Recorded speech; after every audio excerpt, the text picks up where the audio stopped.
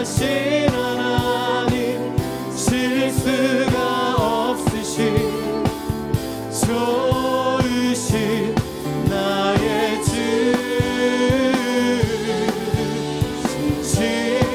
신실하신 하나님, 실수가 없으신 좋으신 나의 주. 나의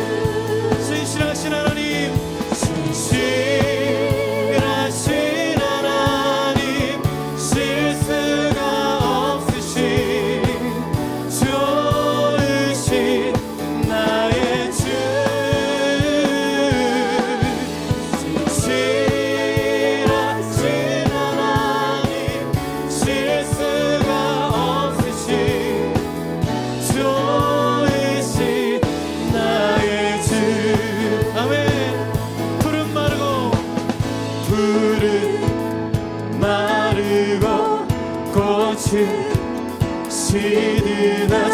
주의 말씀은 영원해. 아멘. 우리 믿음으로 다시 한번 고백합시다. 푸른 마르고 꽃이 시드나 주의 말씀은 영원해. 주의 말씀을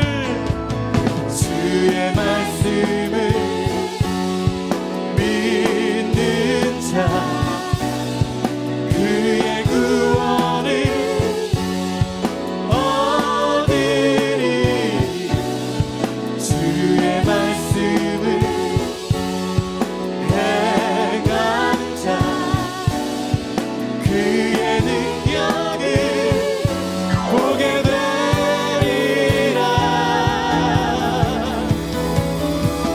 주의 말씀은 영원해. 아멘. 주의 말씀은 영원해. 주의 말씀은 영원해. 영원해. 영원해. 푸른 마르고 꽃은 시드나 주의 말씀은 영원해. 아멘. 푸른 마르고 꽃은 선하신 좋으신 주의 말씀 그 사랑의 언약은 영원하십니다. 주의 말씀을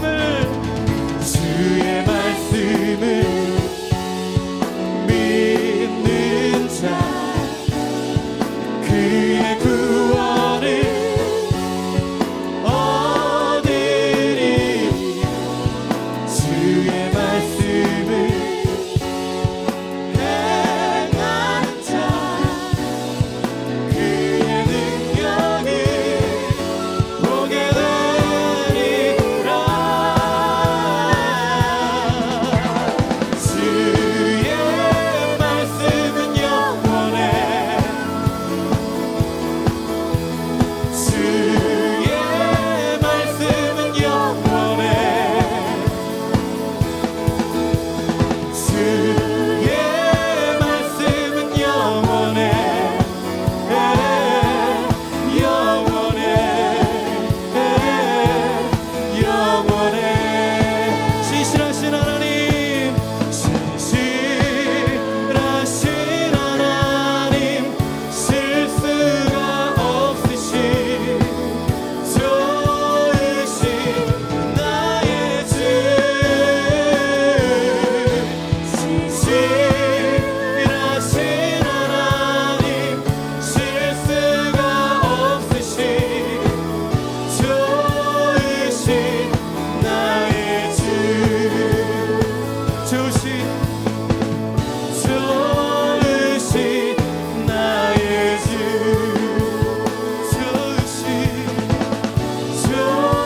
좋으신 나의 주.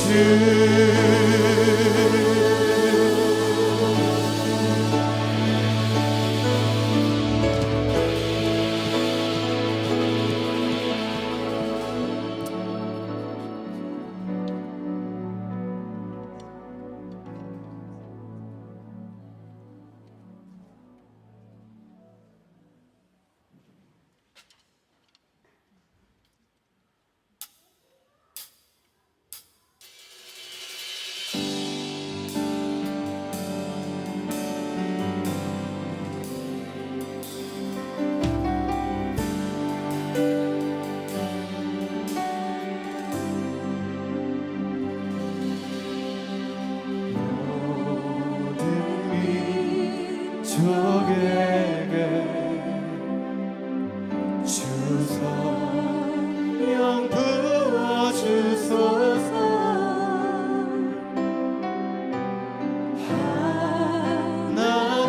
하나님의 백성 주의 말씀 주시고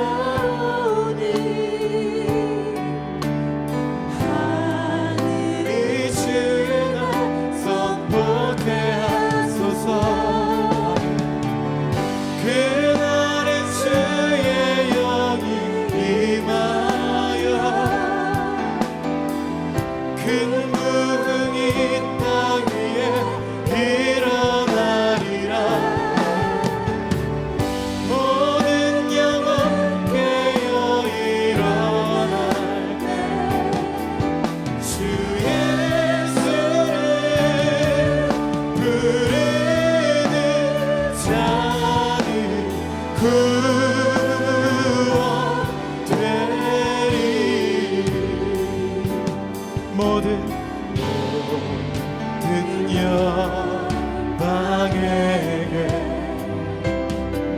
주 성령 부어주소서. 영광 중에 오사 주여 회하게 하시고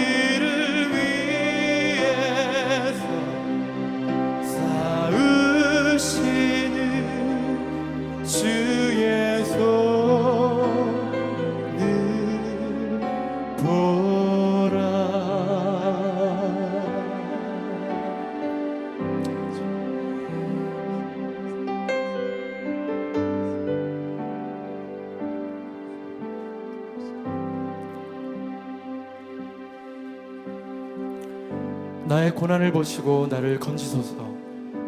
내가 주의 율법을 잊지 아니함이니이다. 주께서 나를 변호하시고 나를 구하사 주의 말씀대로 나를 살리소서. 구원이 악인들에게서 멀어짐은 그들이 주의 율례들을 구하지 아니함이니이다. 여호와여, 주의 긍휼이 많으오니 주의 규례들에 따라 나를 살리소서. 나를 핍박하는 자들과 나의 대적들이 많으나 나는 주의 증거들에서 떠나지 아니하였나이다. 주의 말씀을 지키지 아니하는 거짓된 자들을 내가 보고 슬퍼하였나이다. 내가 주의 법도들을 사랑함을 보옵소서. 여호와여, 주의 인자하심을 따라 나를 살리소서. 주의 말씀의 강령은 진리이오니 주의 의로운 모든 규례들은 영원하리이다. 아멘. 사랑의 하나님, 우리가 두 손을 들어 우리의 마음으로 견고하게 주님의 얼굴을 구하며 나아가기로 합니다. 주원의 구원의 손길이 몸된 교회와 이 나라 임족 가운데 임할 때까지 우리 주님을 바라보며 믿음으로 나아가기로 합니다. 하나님, 지금 우리 가운데 믿음이 더하여 주십시오. 오직 의인은 믿음으로 말미암아 살리람 같으니라. 이 믿음 가운데 나타난 하나님의 의로 우리가 하나님의 보좌 앞에 나아가게 하시고 겸손하게 주의 얼굴을 구하며 나아가기로 할 때 우리의 예배를 통해서 우리의 개인과 가정과 교회와 이 나라 민족 가운데 생수의 강물을 흘려보내는 통로가 될 수 있도록 주님 역사하여 주옵소서. 하나님, 이 시간 우리 각 사람에게 이는 내 사랑한 자 기뻐한 자는 그 음성 가운데 더 나아가기로 합니다. 우리의 귀를 여시고 우리의 눈을 여시고 주님과 호흡하는 귀한 시간 될 수 있도록 축복하여 주옵소서. 말씀을 전하시는 홍은평 목사님 가운데 성령으로 기름 부으시고 그 말씀을 통해서 우리의 마음이 계속해서 기경되어서 열매 맺는 삶이 될 수 있도록 축복하여 주옵소서. 이 시간 주님 앞에 의탁합니다. 감사합니다. 예수님의 이름으로 기도드립니다. 아멘. 오늘 이사야서 말씀 우리 짧게 보도록 하겠습니다. 이사야서 40장 6절에서 11절까지 말씀을 함께 읽어보겠습니다. 함께 읽습니다. 시작. 말하는 자의 소리여 이르되 외치라. 대답하되 내가 무엇이라 외치리이까 하니 이르되 모든 육체는 풀이요 그의 모든 아름다움은 들의 꽃과 같으니 풀은 마르고 꽃은 시들면 여호와의 기운이 그 위에 불미라. 이 백성은 실로 풀이로다. 풀은 마르고 꽃은 시드나 우리 하나님의 말씀은 영원히 서리라 하니라. 아름다운 소식을 시온에 전하는 자여 너는 높은 산에 오르라. 아름다운 소식을 예루살렘에 전하는 자여 너는 힘써 소리를 높이라. 두려워하지 말고 소리를 높여 유다의 성읍들에게 이르시기를 너희의 하나님을 보라. 보라, 주 여호와께서 장차 강한 친히 그의 발로 다스릴 것이라. 보라, 상급이 그에게 있고 보응이 그의 앞에 있으며 그는 목자같이 양떼를 먹이시며 어린 양을 그 팔로 모아 품에 안으시며 젖먹이는 암컷들을 온순히 인도하시리로다. 아멘. 아름다운 소식을 시온에 전하는 자여라는 제목으로 해서 말씀을 나누도록 하겠습니다. 말씀 나누기 전 옆 사람에게 이렇게 좀 축복하십시다. 사랑하고 축복합니다. 네, 사랑하고 축복합니다. 네. 잘 오셨습니다. 네, 잘 오셨습니다. 우리 지난 시간에 이사야서에 대해서 조금 얘기를 했고 다음 시간에 좀 역사적 얘기 좀 더 나누도록 하고요. 오늘 이 본문 40장 본문을 좀 중심으로 보겠습니다. 주님의 위로의 때가 됐다. 포로 생활에 지친 백성에게 위로하라라고 말해요. 그리고 주님의 오실 길을 예비해라. 어렵지만 광야에 나가서 그 길을 예비해라라고 해요. 어디에 나가서요? 광야에 나가서 광야 외친 자의 소리와 같이 너희가 역할을 해라라고 말하고 있습니다. 그리고 나서 두 가지가 더 있어요. 40장에는 오늘 곧 나머지 두 가지에 대해서 알아볼 거예요.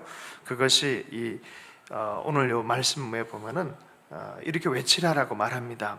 6절에서 8절까지의 말씀입니다. 말하는 자의 소리에 이르되 외치라. 대답하여 내가 무엇을 외칠까요? 라고 말했더니 주님이 이렇게 외치라고 말했어요.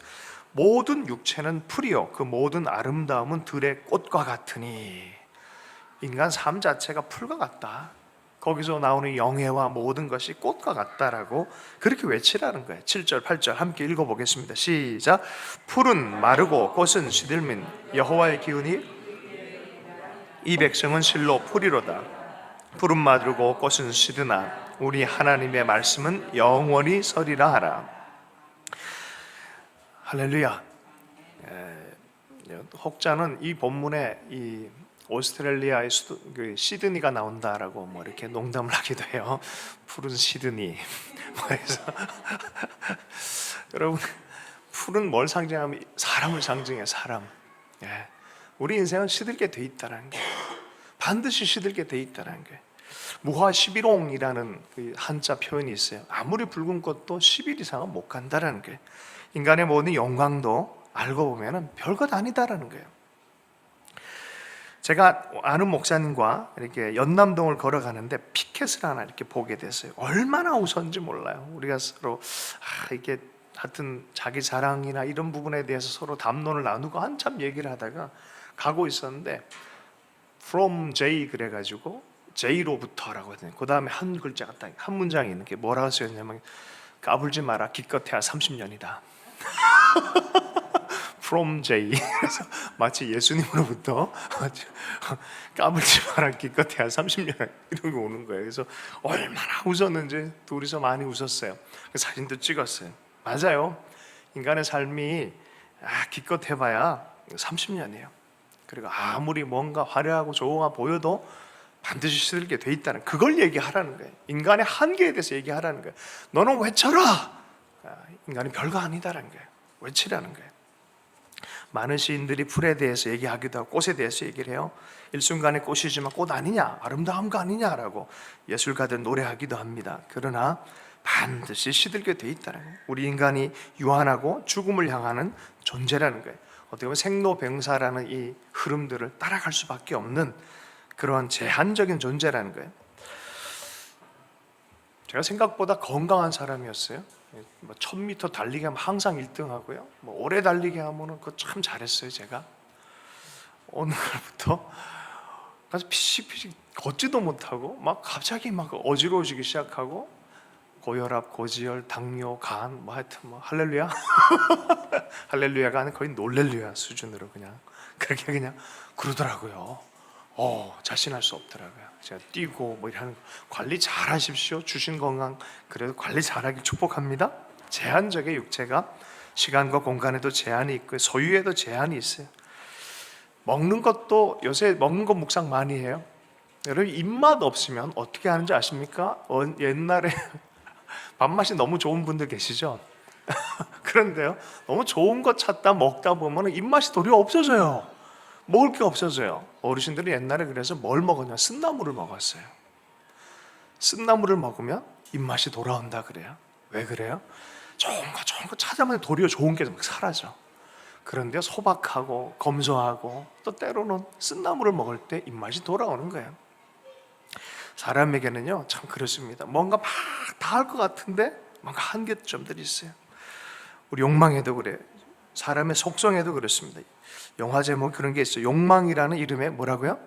전차. 이거 폭주기관차예요. 막 따라가면 인생에 뭐가 의미 있어지고 좋을 것 같은데 뒤돌아보니까 다 파괴가 됐고 자기 고집으로 인생이 끝나는 것을 보기 시작합니다.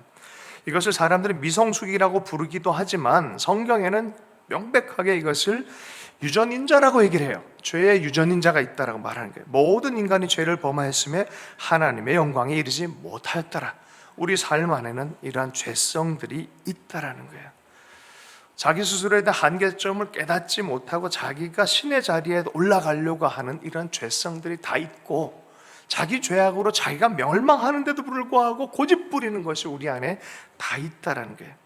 인간의 인간됨은요 중요합니다. 인간의 인간됨은 구원자를 기다리는 거예요. 성경에 보면 인간에 대해 죄를 범한 인간에게는요 스토리가 하나가 딱 기다리고 있어요. 메시아를 기다리는 거예요. 유대 근동에서 일어난 많은 일들이 그런 이야기들이죠. 주님이 말해요. 이사야 선지자를 통해서 이렇게 얘기하라는 거예요. 푸른 마르고 꽃은 시드니까 하나님의 말씀이 영원히 설 것이다. 그 하나님의 말씀이 너희를 구원할 것이다 라는 거예요. 인간의 존재성을 저는 꿰뚫는 말씀이라 생각해요. 이사야서 40장 8절 말씀이. 성경에 보면 하나님의 말씀은 그럼 무엇입니까? 라고 물을 때 성경은 이렇게 대답합니다. 창세기 1장 1절 어떻게 시작하죠? 태초에 하나님이 천지를 창조하시니라. 이것을 뭘로 창조하셨어요? 말씀으로 창조하셨어요. 그죠? 그럼 하나님이 말씀으로 창조하셨어요. 하나님께서 말씀으로 창조. 우리가 얘기하는 이 말씀, 말, 요것과는 좀 다른 본질적 개념이에요. 하나님 말씀으로 창조하셨어요. 이것이 사도 요한에게 와서 정확하게 융합반응을 벌입니다. 요한복음 1장 1절에 이렇게 말씀합니다. 태초에 말씀이 계시니라. 이 말씀이 하나님과 함께 계셨으니 이 말씀 자체가 곧 하나님이시다라고 말해요. 그 말씀이 육신이 되어서 오신 분이 누구라고요? 요한복음 1장 14절에 예수 그리스도라. 말씀이 육신이 되어 우리 가운데 거하시며 우리가 그의 영광을 보니 아버지의 독생자의 영광이여 은혜와 진리가 충만하리라. 우리 가운데 거하신 육신으로 오신 그분이 하나님의 아들의 영광으로 오신 분이라는 거예요. 이걸 다 알아봤으면 얼마나 좋을까요? 하나님을 믿는 자들에게는 이 영광들이 드러나기 시작한다는 거예요. 여러분, 말씀이 영원하다라고 외치라는 거예요. 사람들은 풀과 같을 것이고 이 하나님의 말씀은 하나님은 영원하다라는 걸 외치라는 거예요. 히브리서 4장 12절 말씀에 보면 하나님의 말씀이 혼과 영과 육을 찔러 쪼갠다라고 말해요.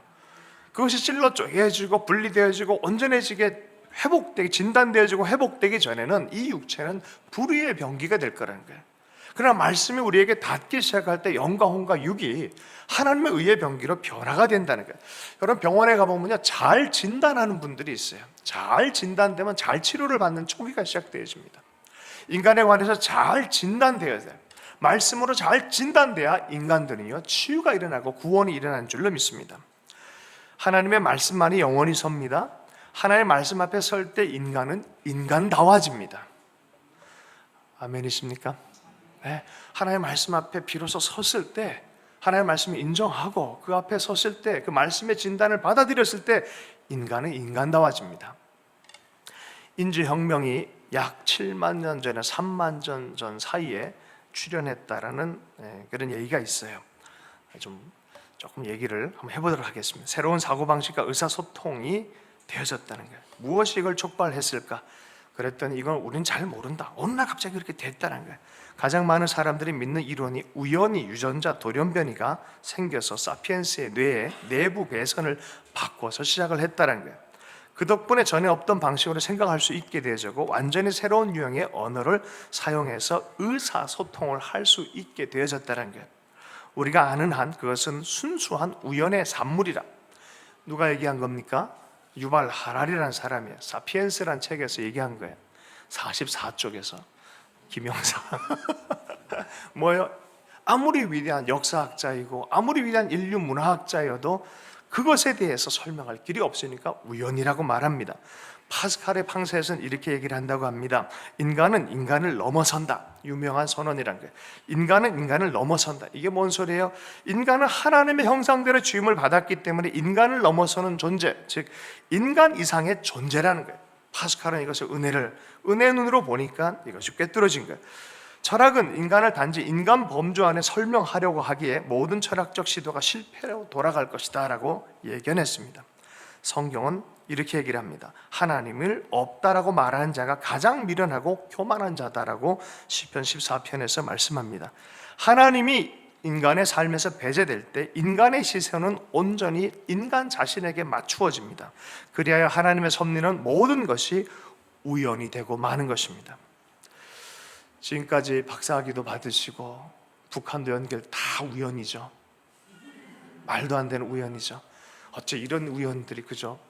이건 몇만 분의 몇십만 분의 1, 몇십만, 제가 알기로는 한 5번 정도 있는 것 같아요. 보니까 몇십만 분의 1, 몇십만 분의 1, 다 곱하면 이게 어떻게 될까요? 몇십억 분의 1 아마 1 될 거예요. 우연이라고 인간은 얘기해요. 우리는 뭐라고 얘기한다고요? 하나님의 섭리다. 하나님이 계시고 하나님의 섭리 안에 사는 것이 인간이에요. 그렇게 하나님이 지으셨고 하나님의 형상대로 동물과는 다르게 만들었어요. 그런데 사람들은요, 하나님이 없으니까 우연이라 말하고 자기 스스로를 동물이라고 표현을 해요. 우연한 동물이 되어버렸어요. 여러분, 우연한 동물이 되겠습니까? 하나님의 형상을 가진 섭리 안에 사는 인간이 되겠습니까? 영혼과 무한을 품는 그런 존재로 주님이 우리를 만드셨어요. 전도서 3장 11절 이렇게 얘기합니다. 하나님이 모든 것을 지으시되 때를 따라 아름답게 하셨고 사람에게는 영원을 사모하는 마음을 주셨느니라.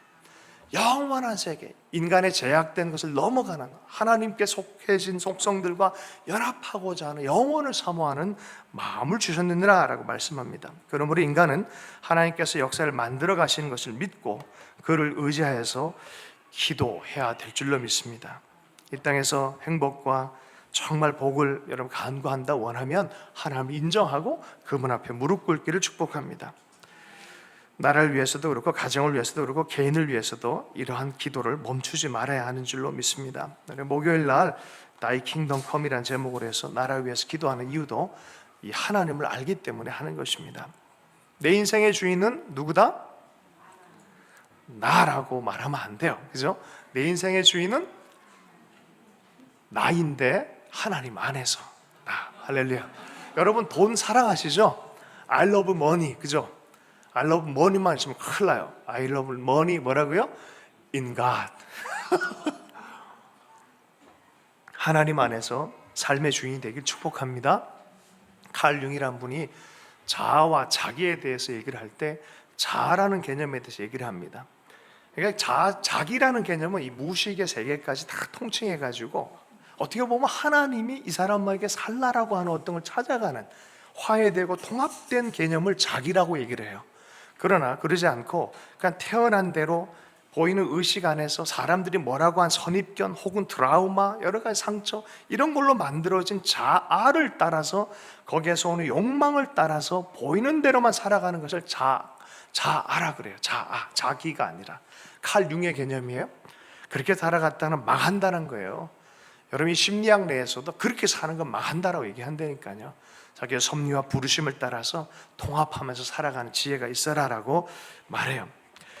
의료과학에서도 이렇게까지 얘기를 합니다. 여러분 하나님을 인정하고 살아가는 참된 행복인 줄로 믿습니다. 철학적으로 인간적으로 생각으로는요 하나님을 알기에는 한계가 있어요. 인간의 지혜로는 한계가 있습니다.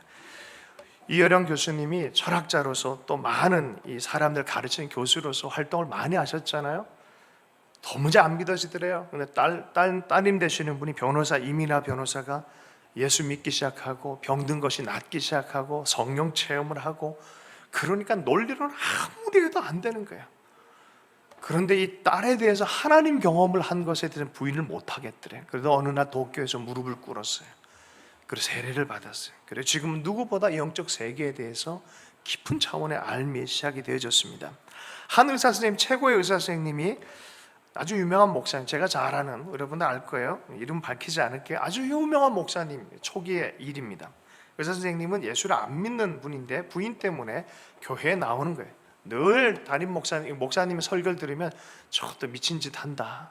뭐 이런 식으로 했던 거예요. 한 1년 정도 설교를 듣는 도중에 갑자기 목사님께 찾아왔다는 거예요. 그분이 제이 목사님이에요. 제이 목사, 젊은 목사니까 반말을 막 하요. 이상한 일이 나한테 생겼어. 도무지 난 이성적으로 이해가 안 가는데 이상하게 눈물이 나고 이상하게 마음이 뜨거워지고 그런다고. 내가 미쳐가는가 보다 그랬다는 거죠.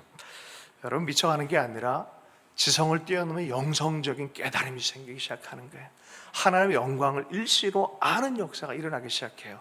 여러분 예수 믿는 건요 논리적 합리적인 이성적인 합리가 도달해서 믿어질 수 있는 게 아니에요. 그러면 신학하는 사람 다 신앙이 제일 좋아요. 그렇지 않아요. 하나님을 만나야 돼요. 성경은 이렇게 얘기합니다. 고린도전서 2장 4절에서 5절 말씀입니다. 내 말과 내 전도함이 설득력 있는 지혜의 말로 하지 아니하고 다만 성령의 나타나심과 능력으로 하여 너희 믿음이 사람의 지혜에 있지 아니하고 다만 하나님의 능력에 있게 하려 하였노라. 말은 어버버버 하는데 어느 순간 그 말하는 과정 안에 하나님께서 성령을 통하여 영광으로 드러내시는 게 있다는 거예요. 그것이 우리 영에 닿기 시작하고 알기 시작하고 경험되기 시작하는 거예요. 성령에 의한 영적 지혜, 자각이 되어지기 시작하는 거예요. 이것이 하나님의 영광을 보았다라고 말합니다. 고린도후서 4장 3절에서 6절 말씀에 만일 우리의 복음이 가리웠으면은, 만약에 그 예수 그리스도의 복음 이것을 얘기해도 자꾸 못 알아먹는다면, 자꾸 그 사람은 영적 눈이 떠지지 않는다 그러면 이게 그 사람은 어떤 사람이다? 망하는 사람이라는 거예요. 만일 우리의 복음이 가리웠으면 망하는 자들에게 가리워진 것이라. 그 중에 이 세상의 신이 믿지 아니한 자들의 마음을 혼미하게 하여 그리스도의 영광의 복음의 광채가 비치지 못하게 함이니 그리스도는 하나님의 형상이니라. 우리는 우리를 전파하는 것이 아니라 오직 그리스도 예수의 주 되신 것과 또 예수를 위하여 우리가 너희의 종된 것을 전파함이니. 6절에 보면 이런 말씀이 있어요. 어두운 데에 빛이 비치라 말씀하셨던 그 하나님께서 예수 그리스도의 얼굴에 있는 하나님의 영광을 아는 빛을 우리 마음에 비추셨느니라. 육신으로 보면 예수 그리스도는 죄인이에요. 그러나 영안이 열려서 보면 하나님의 영광의 빛이 그의 안에 가득한 것을 알기 시작한다는 거예요. 육신으로서는 알 수는 없어요. 여러분, 이 빛을 전하는 것이, 그 복음을 전하라, 이건 영원한 빛이라는 거예요. 영원한 하나님이라는 거예요. 9절 말씀 우리 본문으로 돌아가서 함께 보겠습니다. 함께 읽습니다. 40장 9절 말씀 읽습니다. 시작. 아름다운 소식을 너는 높은 산에 오르라. 아름다운 소식을 예루살렘에 전하는 자여, 너는 힘써 소리를 높이라. 두려워하지 말고 소리를 높여 유다의 성읍들에 이르기를 너희의 하나님을 보라. 외치라는 거예요. 그 하나님이, 이 이사야서는요, 시대를 얘기하기도 하죠. 궁극적으로는 예수 그리스도를 향한 구원자 메시아를 기다림에 대해서 미리 선포하는 거예요. 그럼 그가 오신다, 외쳐라, 이 복음을 외쳐라라고 말합니다. 예루살렘에서, 시온에서, 유대의 성읍들이 다 들을 수 있도록 무슨 소식? 아름다운 소식을 전하라는 거예요. 복음을 전하라는 거예요. 악한 소식, 나쁜 소식, 비난하는 소식이 아니라 아름다운 소식, 생명의 소식, 구원의 소식을 그 입술로 외치면서 전하라라고 말합니다. 어저께 우리 범철, 보람, 우리 신혼 부부 이사 신방을 갔었어요. 좋은 소식이 복 있더라고요. 네, 할렐루야. 할렐루야. 눈치채셨죠? 우리 태명이 복음이에요, 복음. 우리 한번 박수 한번 쳐주십시다. 축하합니다. 이름 아주 멋지게 전했어요. 설교회 때 이렇게 맞물려가지고. 네. 복음을 전해야 돼요. 우리 입술은요, 하나님의 이 선한 소식을 전해야 돼요. 아름다운 것들 전해야 돼요. 미래를 창조하고 개척하는 입술이 되길 축복합니다. 하나님의 마음으로부터는 그 입술을 선택하길 축복합니다. 제가 농담삼아 하는 얘기, 일본에서는 통했어요. 권법 중에 가장 강력한 권법이 뭔지 아십니까? 할렐루야. 네, 축복권이에요. 여러분, 축복하십시오. 주의 마음으로 축복하십시오. 많은 사람은 자기 말로 자기를 묶는 사람이 있어요. 그러나 하나님의 복음과 예수 그리스도 안에서 부활을 선포해주고 소망을 선포해주고 놀라운 하나님의 기적을 선포해주는 그런 입술이 되길 축복합니다. 광야 같고 포로 생활이 있는 그곳에 가서 이 복된 소리를 외치라라고 말하는 거예요. 옆 사람에게 당신의 삶 안에 아름다운 일들이 계속해서 진행될 것입니다. 이렇게 함께 좀 축복해 주십시다. 당신의 삶 안에 아름다운 일들이 계속해서 진행될 것입니다. 할렐루야. 만약에 우리 삶에 이러한 하나님 메시아로부터 메시지, 하나님의 말씀의 메시지, 이 하나님 아름다운 소식을 전하고자 하는 마음이 없다면 우리 마음은 굉장히 부정적이 될 거예요. 부활의 소망 같은 건 없을 거예요. 혹시 부정적인 사람 좀 만나본 적 있으세요? 잠깐은 만나도 계속 만나기 힘들죠. 잠깐은 뭐 이렇게 양심상 만나줄 것 같아요. 그죠? 저는 이제 목사로서 한 한나절은 만나줄 것 같아요. 제 목사 양심상. 근데 내일 또 만나라 힘들 거예요. 여러분, 우리의 마음과 우리 입술을 잘 주님의 마음과 연합할 수 있길 축복합니다. 왜 부정적이 되냐면 마음이 병들었기 때문에요. 생각이 부정적이 사로잡혔기 때문에. 그 뒤에는 또 우리를 넘어뜨리는 마귀가 있다는 성경은 얘기를 합니다. 트라우마에서, 옛날 생각에서, 거짓된 생각에서 벗어나지 못하게 세속에서 계속 우는 사자와 같이 붙잡고 있는 죄의 윤형 본능을 만드는 세력이 있다라고 말합니다. 여러분, 그렇기 때문에 우리는 더욱더 아름다운 소식을 외쳐야 돼요. 우리 삶을 향해서 선언해줘야 돼요. 옆에 있는 사람들 향해서 외치고 또 그렇게 섬기기를 주저해서는 안 될 줄로 믿습니다. 인생에는 밤낮이 있고요, 겨울, 여름이 있어요. 적절한 배합을 따라서 삶이 균형을 잡혀요. 그렇다고 해서 생의 의미가 그렇게 어둠과 빛이 혼재되어 있지 않아요. 생의 의미는 주님 안에서 항상 밝습니다. 아멘이십니까? 이 모든 것이 합력해 선을 이룰 것이라는 것이 하나님의 뜻인 줄로 믿습니다. 그래서 성경은 항상 감사해라. 네 삶 안에 어둠과 빛이 있고 겨울처럼 힘든 것도 있고 여름처럼 따뜻한 게 있겠지만 너의 삶의 모든 상황을 통해서 어떻게 해라? 감사해라. 감사해라. 할렐루야. 우리 그걸 연습하라는 거예요. 흐린 날도 있을 거고 밝은 날도 있을 것이다. 그러나 모든 것에 하나님의 신실하심이 있을 것이다. 그러므로 신뢰함으로 믿음으로 가라. 삶을 통찰한 시인들이나 정직한 철학자들은 확실하게 이것을 발견해요. 고통의 때, 흐릴 때 때로는요, 이 삶이 아름답다 말하기가 참 어려울 때가 있어요. 이해도 안 될 때가 있어요. 하나님께서 어쩌면 우리 개개인의 삶 안에 설명도 안 해줄 때가 있어요. 의미는 있고 이유도 있는데 설명이 안 될 때가 있어요. 또 하나님이 설명할 책임이 있으신 분인데 그분은 또 주권자야. 안 할 권리도 있으셔. 아무리 물어봐도 주님이 가르쳐준다, 안 가르쳐준다? 안 가르쳐줄 수도 있다는 거예요. 그거 왜라고 물으면 답이 안 나요. 답이 안 나. 여러분 그거 아세요? 평생 고통당했는데 끝까지 답을 못 얻었던 인물 성경에 한 명 있어요. 누구였어요? 욥이었어요. 왜 고난당했는지 우리는 읽고 있는 우리는 아는데 그분은 몰라. 당대는 몰라. 당대는 말을 안 해요. 하나님께서 그냥 그렇게 다 하는 거예요. 그런데 하나님 안에 갔을 때 가장 영광스러운 인생이 돼요. 수많은 눈물 흘리는 자들, 수많은 고난에 있는 사람들이요, 그 욥으로 인해 힘을 얻어요. 아멘. 평생 수많은 그림을 그렸어요. 딱 하나 팔렸나? 동생이 그냥 하나 사줬다는가? 막 그럴 거예요. 평생 그림을 그렸는데 팔리지도 않고 인생이 외롭고 쓸쓸하게 끝난 사람이 있어요. 그 사람 이름은 반 고흐. 우리는 그게 할렐루야 그 노래 아시냐? 이스라엘이 나이 뭐 이렇게 그래서 통가 이제야 당신의 그 순수한 마음을 우리가 이해했습니다 라고 하면서 노래 부르잖아요. 여러분 우리 인생이 우리 육신의 인생으로 끝났다 생각하면 억울할 수 있어요. 그렇지 않아요. 성경은 영원한 의미가 있다. 삶 전체를 통과하고 하나님의 시간대 안에서 하나님의 의미 안에서 너는 여전히 의미를 가지고 있다고 말합니다. 고린도전서 13장 12절에 이렇게 얘기를 해요. 13장 12절 말씀. 우리가 지금은 거울로 보는 것 같이 희미하나 그때는 얼굴과 얼굴을 대하여 볼 것이요 지금은 내가 부분적으로 하나 그때는 주께서 나를 아신 것 같이 내가 온전히 알 것이다. 우리 삶의 모든 것을 온전히 아는 그때가 있다는 거예요. 거기 가서 계산하자고요. 할렐루야.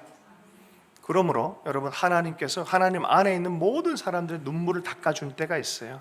아니, 너는 좀 그랬으니까 나중에 조금 더 중간 정도만 닦아줄게. 그러지 않아요. 모든 하나님의 사람 눈물을 다 닦아줄 거예요. 다 닦아줄 거예요. 다 의미를 말씀하실 거예요. 다 그리고 모든 사람이 어떻게 보면 영적 승리를 경험할 수 있도록 하나님 하실 거예요. 아멘이십니까? 그러므로 당신의 삶의 환경이 어떠하든지 반드시 하나님 안에서 의미가 있고 하나님의 선을 이루고 계심을 여러분 믿고 말할 수 있길 축복합니다. 지난주에도 얘기를 했지만 흡사 이것은 예수 그리스도 안에 있는 사람들은요 나비 금으로 변한 연금술 같은 삶이 풀어지기 시작합니다. 인생이 아름다울 거라는 걸 상상하지 못하면 포기해버리면 끝나는 거예요. 많은 사람들이요 제가 아는 분 중에 한 명은 제가 직접 들은 얘기예요. 서울역에서 동국대학교 불교 학생 회장이었는데 삶을 끝내려고 그러다가 갈 곳도 없어 서울역에서 왔다 갔다 하는데 어떤 한 사람이 툭 얘기를 해주더래요. 그렇게 있지 말고 저기 태백에 가면 예수원이라는 데 있으니 거기나 좀 가라 그랬어요. 아니 불교 학생 회장한테 예수원을 들어가니까 좀 그러잖아요. 그래서 무작정 타고 들어갔대요. 가는 그날에 복음을 들은 거예요. 예수님을 들은 거예요. 그 예수 그리스도와 더불어 성령의 역사가 있다. 네 힘으로 사는 게 하나님의 원래적 은총과 그 선함으로 축복이 있다. 가자마자 그날따라 성령 세미나 시간이었네. 예수 믿고 구원받고 사람이 완전히 변해버린 거예요. 그분이 저한테 직접 얘기하는 거 제가 들었어요. 여러분 그 영적인 원리가 있다 그래요. 4가지 원리 뭐라 그래요? 사형리. 그게 뭐예요? 첫 번째 하나님은 당신을 사랑하십니다. 두 번째 뭐예요? 하나님을 당신을 향한 위대한 계획을 갖고 계십니다. 세 번째 뭐예요?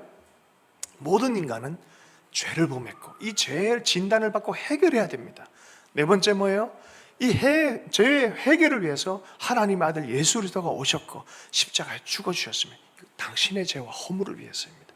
이것을 믿는 자들은 하나님의 자녀가 되는 권세를 주신다고 말씀하셨습니다. 아멘으로 믿기로 결정한 자들 가운데 하나님의 아들 되는 권세를 줄 뿐만이 아니라 성령과 교회를 통해서 당신을 향한 원래적 계획이 시작될 것입니다. 이게 사형리예요. 아멘이십니까? 여러분, 그 믿는 자에게 주신 특권들을 이제는 경험을 하게 되어지는 것입니다. 이 예수 그리스도 이 하나님에 대해서 오시니까 높은 산에 올라가서 시온에 올라가서 예루살렘에 올라가서 유다 성읍을 향해서 외치라라고 말해요. 그러면서 이렇게 그를 보게 하라, 그를 보라, 그를 보라라고 말합니다. 여러분, 그분을 볼 때 힘이 나는 줄로 믿습니다. 여러분, 예수님 보세요. 많은 논리가 없어도 삶이 답답하고 힘들 때마다 그냥 예수님을 바라보세요. 나를 위해서 모든 걸 쏟아주신 그분을 바라보십시오. 그분의 사랑에 그냥 묵상하고 들어가 버리십시오. 어느 순간 보는 그 순간에 변화가 나타나는 역사가 일어날 줄로 믿습니다. 그건 어떻게 이성적으로 설명하기가 어려워요. 그건 신비의 영역이에요. 주님 본 만큼 변화가 일어나는 거예요. 그를 보라라는 그런 단어가 있어요. 그를 보라, 이게 아주 유명한 단어입니다. 그를 보라, 에케 호모 그럽니다. 그를 보라, 누가 한 말이죠? 이사야 선지자도 그를 보라라고 말했고요. 많은 사람들이, 세례 요한도 그를 보라라고 말해요. Behold, 그를 보라. 그렇게 할렐루야. 또 누가 유명하게 얘기했죠? 빌라도가 예수님 관을 씌운 다음에, 가시관 씌운 다음에 그를 보라라고 말해요. 군중은 그를 보기는커녕 그의 외형만 보고 그의 영광은 못 보면서 그를 죽이라라고 말합니다. 그게 유명한 구절이에요. 예술에서도 음악에서도 많은 문학 장르 철학자들마저도 그걸 갖고 자기의 그걸 씁니다. 한 그림 잠깐 보도록 하겠습니다. 카라바조라는 화가가 그린 그림입니다. 그를 보라, 그를 보라. 보고 계십니까? 카라바조의 얼굴이 어디에 숨어 있게요? 이 빌라도의 얼굴이라 그래요. 그때 시대의 풍으로 이렇게 그린 거예요. 상상으로 그린 거예요. 그를 보라. 여러분, 주님을 볼 때 여러분은 어느 위치에서 보고 계십니까? 어느 마음으로 보고 계십니까? 군중이 보는 마음으로 보고 계십니까? 빌라도가 보는 마음으로 보고 계십니까? 이사야가 보는 마음으로, 세례 요한이 보는 마음으로 보고 계십니까? 세례 요한이 이렇게 얘기했어요. 그는 사자이자 어린 양이다. 어린 양으로 오셔서 우리 죄를 위해서 대속 제물로, 희생 제물로 온 어린 양이다. 그러나 사실은 그는 유다의 사자이시다. 심판자이시다. 40장 10절 말씀 함께 읽어보겠습니다. 40장 10절 말씀 읽습니다. 시작. 보라, 주 여호와께서 장차 강한 자로 임하실 것이요 친히 그의 발로 다스릴 것이라. 보라, 상급이 그에게 있고 보응이 그의 앞에 있으며. 주님이 어떤 분이라고요? 그분을 보라라고 말하는 거예요. 원수 마귀를 붙잡고 강한 팔로 다스릴 것이다. 또 상급을 주신다. 삶의 형태에 따라서 보응도 주시고 억울한 자들에게는 이것을 다 보응해 주신 그런 하나님으로, 그 정의의 하나님으로 오실 거라. 11절 말씀 읽습니다. 시작. 그는 목자같이 양떼를 먹이시며 어린 양을 그 팔로 모아 품에 안으시며 젖먹이는 암컷들을 온순히 인도하시려다. 또 어떻게 오신 분이라고요? 선한 목자와 같이 오시는 분. 시편 23편, 요한복음 10장에 있는 그 목자와 같이 양들을 버리지 않고 돌보시는 하나님으로 오신다는 거예요. 먹이시고 팔로 모아서 품에 안으시고. 예수원 얘기 하나만 더 하면 예수원에 실제로 양을 키우고 있다 그래요. 양 키우는 일을 담당하셨다면 저희 신학교 동기 목사님이셔서 한번 오셔서 간증을 나누는데 참 은혜를 많이 받았어요. 그렇대요. 자기가 돌보는 양이 한 마리라도 니엇니엇 해가지고 안 나타나면 그때부터 목자는 굉장히 조바심이 난다는 거예요. 그래서 가서 겨우 뭐 벼랑 끝에 있는 거 다친 것들 딱 붙잡아가지고 이놈의 자식 못 도망가게 어떻게 해요? 딱 붙잡아가지고 그 다음에 어떻게 해요? 목에다 딱 둘러맬 때 그 엄청난 생명의 희열, 그 삶의 기쁨, 이게 느껴진다는 거예요. 붙들고 올 때 그 기쁨. 안 좋은 곳을 가면 가서 찾아가서 붙듭니다. 목에 맵니다. 품에 안습니다. 그럼 오늘 이상하게 여기에서 은혜를 받을 제가 젖먹이는 암컷을 온순히 인도하시리로다. 할렐루야. 여기 얼마 전에 보니까 애를 낳고 고생하는 산모인데 연예인 부인이에요. 근데 남편이 못 알아줘 이거를. 몸매가 늘어가는데도 또 자기 자존감이 자꾸 낮아지는데 남편이 이해를 못 해주니까 바로 제가 그 클립을 본지라 이 해석 장면이 와, 우리 예수님은 젖먹이는 암컷 어미들의 그 아픔들, 이 세세한 것들 다 이해하시는, 별로 감동이 안 되시나요? 저는 이게 정말 와, 섬세하시다.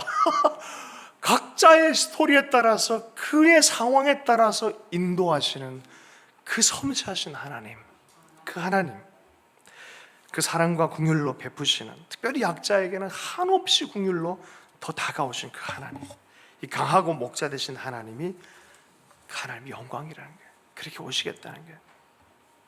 말씀을 좀 마무리하면서 한 이야기를 좀 나누겠습니다. 혹시 배너라는 영화를 아십니까? 할렐루야. 너무 잘 알고 계신가요? 배너란 얘기로 말씀을 마무리하겠습니다. 찰턴 헤스턴 주연의 배너, 1959년도, 얼마 전에 한 2년 전인가 또 한 번 영화를 만들어졌죠. 배너라고 아주 유명한 배우가 했던 걸로 기억합니다. 이 내용을 좀 보면은 배너와 메셀라라는 두 젊은이가 등장을 합니다. 메셀라는 로마 군인의, 예루살렘 파병된 로마 군인의 아들이었는데 전쟁 중에 아버지가 다 죽었든지 해서 유대인 가정, 유력한 유대인 가정에서 자라난 아들이에요. 이 로마인인데 유대인에게 이게 보호를 받고 잘 자라났어요. 이게 메셀라라는 사람이고, 나중에 봤더니 또 로마 쪽에 가서 또 열심히 잘해가지고 정말 권위를 얻어서 예루살렘에 파송을 받았어요. 높은 군관으로 해서 파송을 받은 사람이 메셀라였어요. 근데 그 유대 가정에 아들이 있어요. 친구인 아들인데 그 유대 가정에 이 친구의 이름 뭐였어요? 뭐였어요? 허씨의 아들 벤허. 원래 그게 그 뜻이에요. 벤이란 뜻이 아들이란 뜻이에요. 그래서 벤허, 허의 아들. 그래서 벤허가 이제 있었던 거예요. 둘이 이제 또 만났어요. 만나서 오랜만에 교제 나누고 막 이랬는데, 너무 즐거운 시간을 보낸 도중에 어떻게 하다가 보니까 그 집안이 유력 집안인데 높은 이 기와장도 있고 그런 집인데, 총리가 지나가는 길에 기와장이 떨어져요. 그래서 이게 암살범처럼 가족 전체가 몰렸는데, 이 메셀라가 보호를 해줘야 하는데 보호를 안 해주고 뒤에서 이 모반하는 사람들을, 도리어 반역하는 사람들을 고발하는 격으로 해가지고 위기를 막았다 해서 자기의 출세 그걸로 삼아버리는 거예요. 이 가정은 완전 망하기 시작해요. 베너는 노예로 붙들려 갑니다. 근데 하여튼 가족들은 다 어떻게 된지 모르고 다 죽은 것 같은 그런 상황이 돼버렸습니다. 그런 과정 안에 노예의 삶이 시작되는데 배에서 노젓기도 하고, 그런 과정에 이 선장 이 배가 또 전쟁 비슷한 게 막 일어나서 죽을 운명에서 이 선장을 구해줘요. 근데 알고 봤더니 이 선장이 로마의 유력 가정의 아주 높은 사람이었어요. 이 사람을 도우면서 이 사람의 삶도 보호해가면서 아들로 인정을 받아요. 나중에는 노예 출신이 아들이 되고 아주 전차 거기에서도 상당 레벨의 인기인이 돼버려요. 베너가 로마의 10개 유명 가정 중에 한 가정의 유력 유업자가 돼버린 거예요. 그리고 그 사람이 아들이 없었던 관계로 죽으면서 반지를 딱 누구한테 준다? 베너한테 딱 주는 거예요. 야, 스토리 재밌죠? 반대가 돼서 이게 이 운명이 이러면서 이제 예루살렘에 가려고 가족 좀 찾아보려고 했는데, 와, 짜잔, 둘이 맞닥뜨려집니다. 여기에서 찾는 과정 안에 메셀라를 만났는데, 어쨌든 이래저래 너무 긴 얘기가 되니까 둘이서 이렇게 직접 보세요. 둘이서 가족에 대해서 물어봤는데 가족들을 내몰라버리고 하여튼 이래저래 가다가 결국에는 네 가족, 그러니까 전차 경기를 해요. 둘이 자존심 싸움 하다가 전차 경기에서 이 메셀라가 드디어 집니다. 치명상을 얻어 눈이 멀기 시작합니다. 그런 과정에 끝까지 승복을 안 하고 베너한테 분노에 대해서 이렇게 하면서 네 가족은 죽지 않았고 문둥병으로 이렇게 있다, 저기 감이 있다 하면서 저주를 하고 그냥 끝까지 그냥 분노케 만들며 죽어버립니다. 베너가 그때부터 삶에 대해서 큰 분노가 나가지고 막 이 로마를 향해서 분노를 불태우기 시작하고 이런 과정 안에 많은 사람들이 그때 메시아가 온다라는 그런 기대감이 있어요. 예수님이 오신다. 이렇게 해서 예수님을 통해서 새로운 나라가 막 생길 줄 알았는데 메시아가 어떻게 됐어요? 십자가에서 죽임을 당하는 그런 과정을 보면서 마음이 되게 불편한데 빌라도가 죽여버린 선언을 해버린 거예요. 십자가 지고 가는 그 모습을 보는 그 젊은 랍비를 보는 베너, 마음이 불편한데 자세히 보니까 자기가 처음에 노예로 팔려갈 때 정말 목이 말라 죽을 지경에, 정말 죽을 지경에 신비한 한 젊은 랍비가 와서 자기에게 물을 떼 먹게 해줬는데 그분이 그분인 거야. 기억이 나는 거야. 하면서 자기도 물을 떠와가지고 줍니다. 그리고 이분이 십자가에서 죽습니다.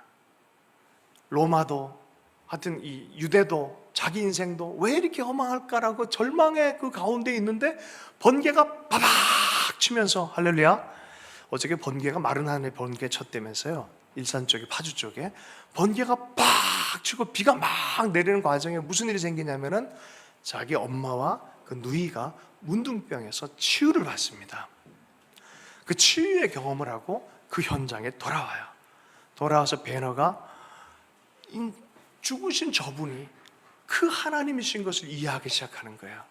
그리고 뮤지컬로 이게 변화가 되어진 끝부분에 보면 64년경에 네로가 굉장히 어려운 기독교인들을 핍박하는 시기가 왔을 때 베너가 모든 돈을 다 갖고 가서 지하교회를 다 세우고 그 지하교회 입구마다 베너의 이름이 있었다라는 그런 이야기로 마무리가 되어집니다. 사실 이 작품은 1880년 루 월리스라는 사람의 베너, 그리스도의 이야기라는 제목으로 쓰여진 소설이었습니다.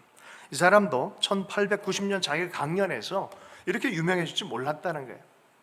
반기독교적인 무신론으로 시작을 해서 이것을 무신론적으로 풀어내려고 조사하고 하다가 하나님이 계속적으로 영광의 빛을 비추면서 삶이 하나님을 향한 믿음이 생기기 시작해서 이게 변화가 나타났다는 거예요.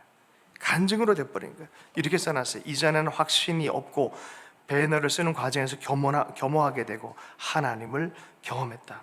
여러분, 베너의 맨 마지막 장면 이렇게 얘기가 나왔어요. 예수 그리스도 그의 목소리가 내 손에서 칼을 빼앗아가는 것을 느꼈다. 여러분, 하나님을 보고 만난 사람들은 변화가 나타나요. 실제로 이것을 썼던 작가는 가필드 미국 대통령에 의해서 터키 공사로 임명이 됐대. 베너 때문에 너 중동을 좀 더 연구해라 그래서 터키의 대사로 임명이 되기도 했답니다. 여러분, 이사야서 40장을 다시 한번 들어가겠습니다. 인간의 연약함을 고백해라. 하나님이 영원하시고 위대하시다. 그의 말씀은 살아있다. 여러분, 이 약함에 대해서 정직하게 고백하고 영원하신 하나님을 바라보고 그 복음을 전하라고 부탁받은 우리의 삶, 여러분 얼마나 귀한 삶입니까? 할렐루야. 때로는요 안 보여요. 아무리 얘기해도 몰라요. 그 영광의 광채가 비치도록 우리는 전할 책임이 있는 줄로 믿습니다. 말씀 붙잡고 함께 기도하도록 하겠습니다. 아름다운 소식을 시온에 전하는 자여, 하나님 아버지, 주의 생명의 복음을 전하게 해주시고 하나님 나라를 전하는 자가 될 수 있도록 우리를 사용해 주십시오. 그렇게 함께 기도하도록 하겠습니다. 함께 기도합니다. 하나님 아버지.